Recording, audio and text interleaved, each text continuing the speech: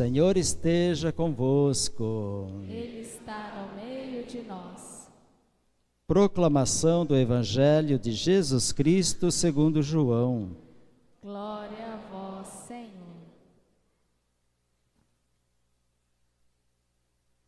Naquele tempo havia alguns gregos, entre os quais tinham subido a Jerusalém para adorar durante a festa. Aproximaram-se de Filipe, que era de Betsaida, na Galiléia, e disseram: Senhor, gostaríamos de ver Jesus. Filipe combinou com André, e os dois foram falar com Jesus. Jesus respondeu-lhes: Chegou a hora em que o Filho do Homem vai ser glorificado. Em verdade vos digo, se o grão de trigo que cai na terra não morre, ele continua só um grão de trigo. Mas se morre, então produz muito fruto. Quem se apega à sua vida, perde-a. Mas quem faz pouca conta de sua vida neste mundo, conservá-la para a vida eterna.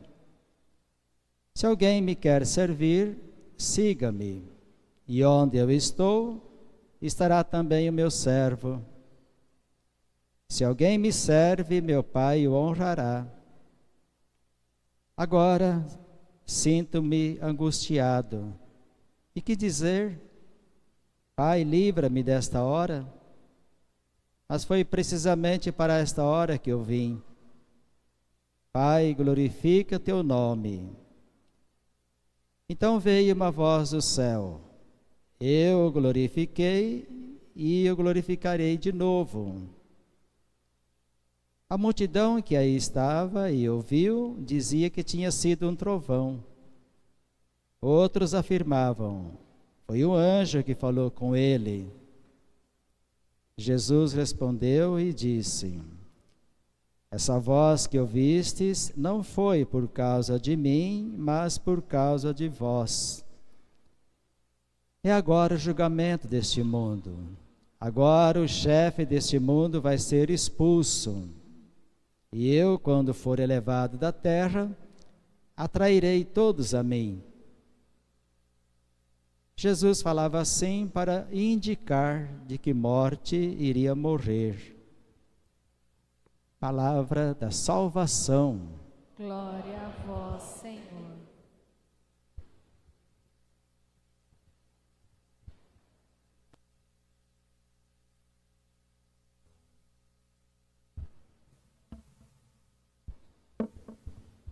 Meus queridos irmãos e irmãs, ouvimos a palavra de Deus e a primeira leitura, o profeta Jeremias, fala de uma coisa bastante importante. Deus tinha feito aliança quando tirou o povo lá do Egito, mas o povo depois foi se desviando de Deus, foi esquecendo do compromisso. Aí Deus vê que está precisando renovar esse compromisso, então a aliança. Agora ele diz: vai ser assim, eu vou imprimir a minha aliança lá no coração de vocês. E é verdade, onde aquelas coisas que não entram no coração não funcionam.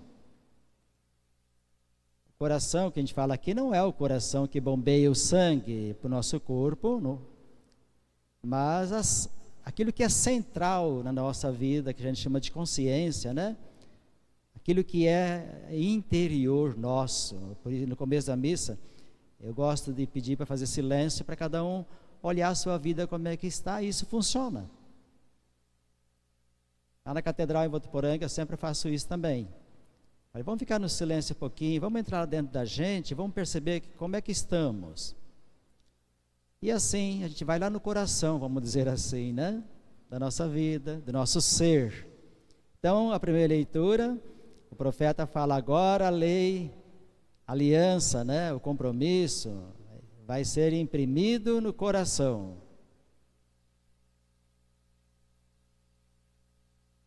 E de fato, acho que hoje não é diferente para nós também. É a mesma coisa, né? Eu sempre gosto de falar que a palavra de Deus não é para entrar por uma orelha e sair pela outra. Ela tem que entrar pelos ouvidos, como escutamos agora, as 4 leituras, porque o Salmo também é uma leitura da palavra de Deus. Então tem que entrar pelos ouvidos, mas ir lá no coração,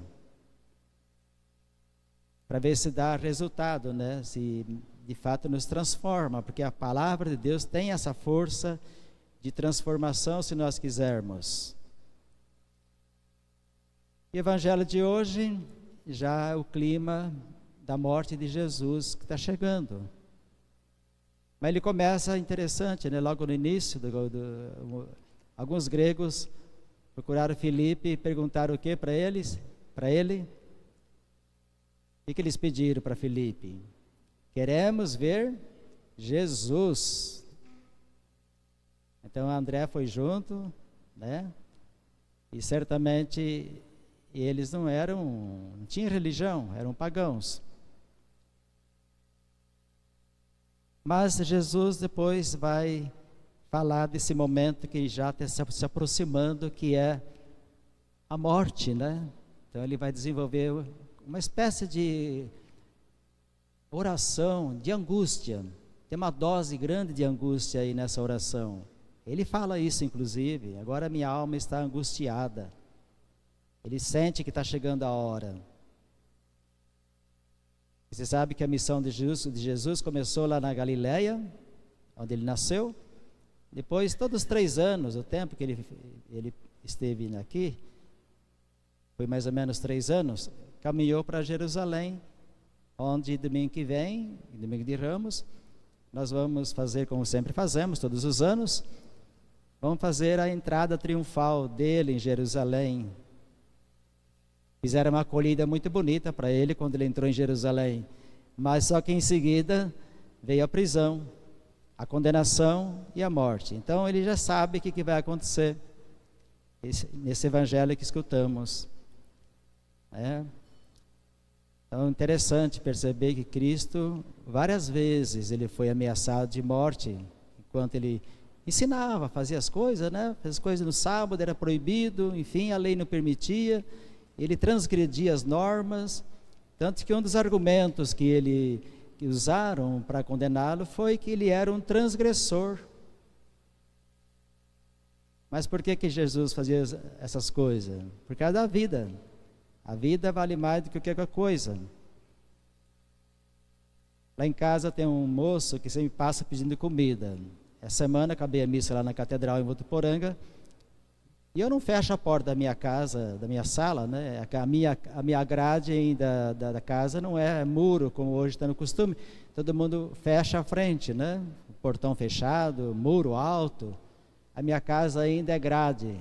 Quando reformamos a casa há 30 anos, está lá aquela mesma grade. E eu sento na porta sozinho, agora eu moro sozinho, os pais morreram. Então eu fico sozinho. Cheguei da missa, sentei ali por causa do vento, passa um vento gostoso, então eu fico ali. Aí eu escutei, era umas 9h30 da noite, e eu deixo a luz da garagem, da área apagada, só deixo uma luz fraquinha na sala, no meu abajur, porque isso ajuda no sono também. Você sabia disso? Que a luz,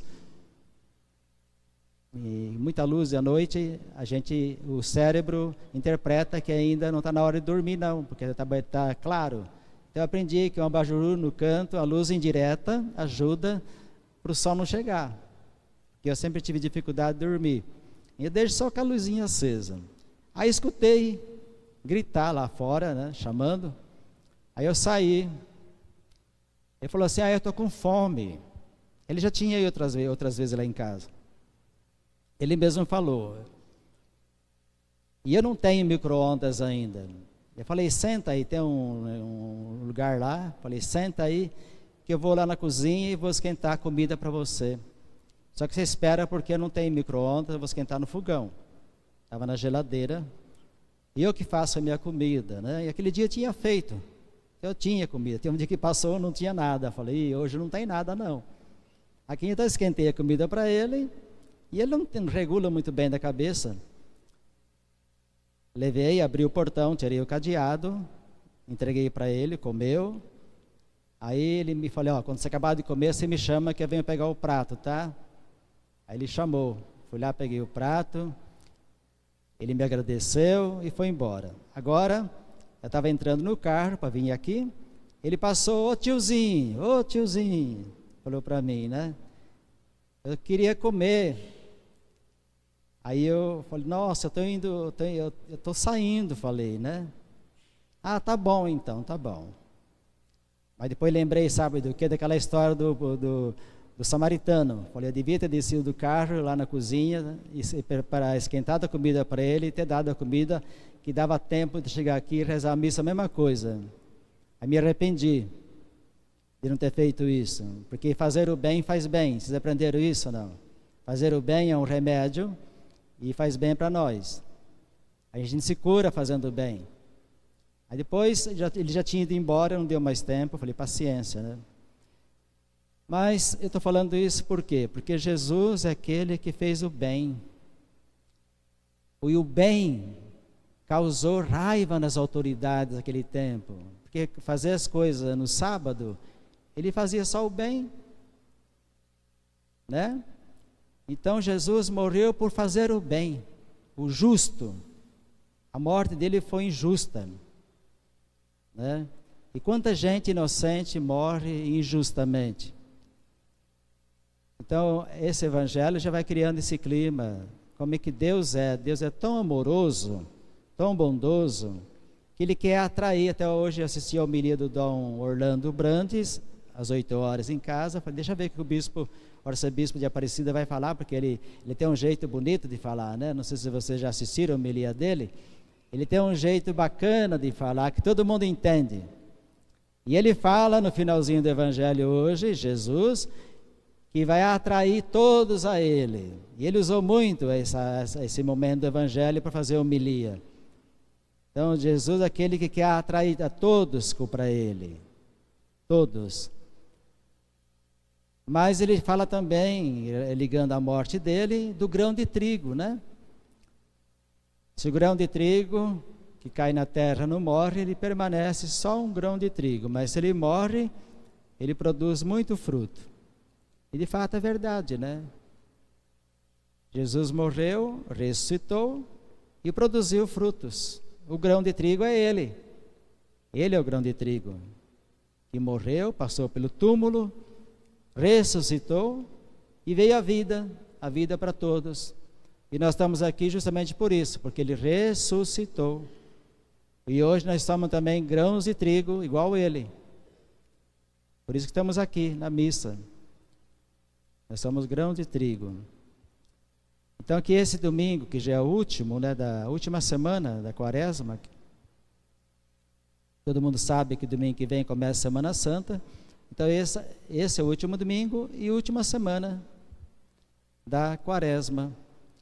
Vamos pedir então que esse evangelho, essa palavra de Deus, nos transforme, né, para sermos melhores. Os grãos de trigo, como Jesus, que vai produzindo tanta coisa boa na vida da gente. Não ter medo das coisas, de fazer o bem, né?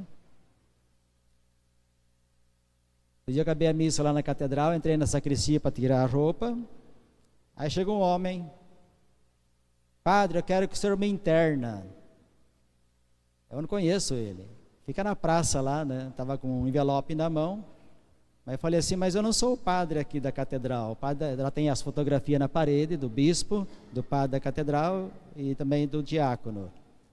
Eu falei, o padre é aquele lá, amanhã você vem aqui na esquina, né, que é o escritório, você fala com ele de dia, porque agora à noite não dá para resolver isso. Falei para ele, você vem ali e conversa com ele. Interessante, né? Que a gente tem que saber lidar com situações, para poder também encaminhar. Se não dá para resolver naquela hora, você dá um jeito de ajudar, indicando o que tem que fazer. Se vai fazer, eu não sei, mas você indica, ajuda, né? Também a semana chegou um senhor com um menino de 12 anos na sacristia. Quero que o senhor converse com esse menino, porque ele vai na escola, aí chega na escola e começa a chorar. Aí eu comecei a conversar com o menino na sacristia, mas lá tem a equipe que fecha a catedral e depois vai embora. Então você não pode sentar e ficar conversando. Eu perguntei o nome dele, a idade dele, por que ele chora. Mas o homem não deixava eu conversar com o menino. Que não é vizinho, nem parente, não é vizinho. Aí eu pedi para ele, deixa eu falar com o menino. Catedral, eles estavam lá. Aí eu parei com eles. Aí o moleque já começou a brincar comigo, criou, né?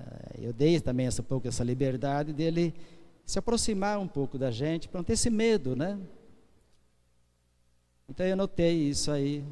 Ele ficou olhando, né? Acho que ele nem agora ficou pensando, né? Eu dei o cartãozinho do telefone da Secretaria Paroquial, depois você liga para a secretária e agenda, porque lá o padre só atende com hora marcada.